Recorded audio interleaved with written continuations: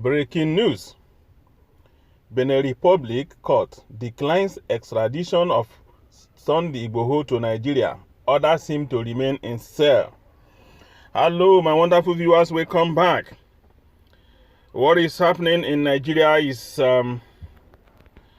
sometimes interesting but very disappointing. Interesting for the fact that Nigeria is disgracing herself throughout the whole world.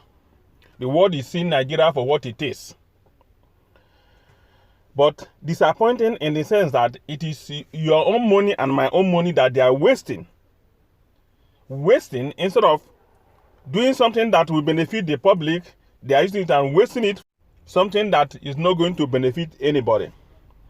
So, this is the breaking news. Like I said, before I finish with this news, please, if you are new to my channel, I thank you for so doing. Thank you for coming by. God bless you. Please support the channel by subscribing. To my old subscribers, I thank you as well. God bless you for so doing. So let me go to the full details of the very news.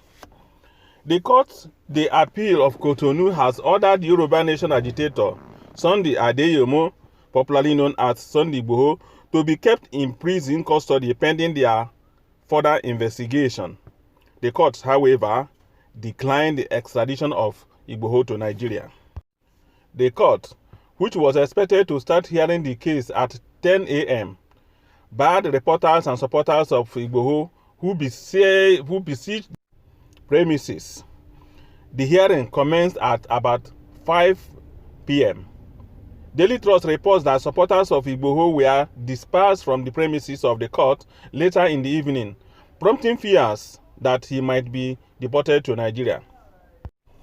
The government of Nigeria had accused Igboho of trafficking arms, inciting violence to disrupt public peace, and agitating for secession. It also sought his extradition to Nigeria.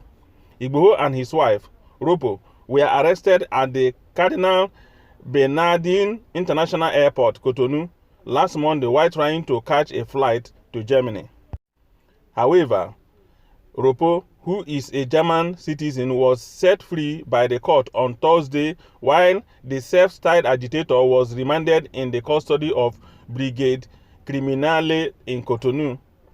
Igboho was placed on the wanted list on July 1st by the Department of State Services after its operation raided his Soka residence in Ibadan, killing 2 of his aides. They arrested 12 others during the operation.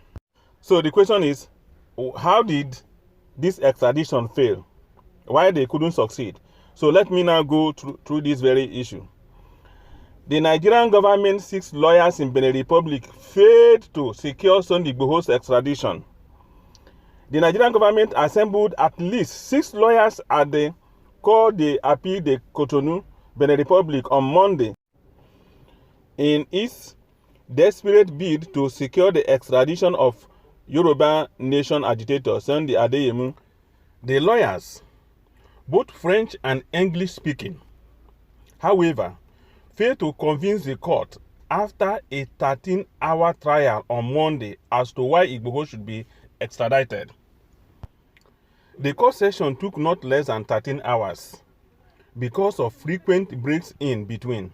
Also, the Beninese court system is different from the system of law in Nigeria. Nigerian courts have an adversarial system of justice, but Benin Republic has an inquisitorial system. A justice in which the judge takes the matter on himself to inquire like an investigator, asking questions and probing the 2 parties, a legal source said. So, the court was actually investigating the 3 main allegations brought against Igboho by the federal government of Nigeria, which claimed that Igboho was a gun runner, a terrorist, and a criminal who wanted to divide Nigeria. All this could not be proven by the lawyers, the source said. Sahara reporters also learned that the court they appealed, the Cotonou had no choice than to order Igboho to remain in police custody pending further investigation. So, this is the latest concerning Sunday Igboho. So the Nigerian government could not extradite him back to Nigeria. Or I would say the Cotonou or the Benin Republic government could not extradite him back to Nigeria. So, why is this case different from that of Nnamdi Kanu? You see,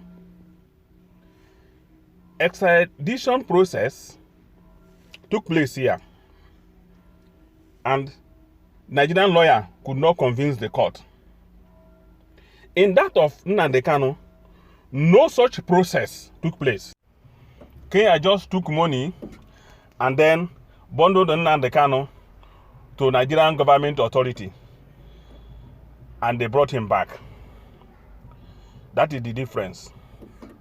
If the procedure had taken place, Nnamdi Kanu wouldn't have been in the hands of Nigerian government today.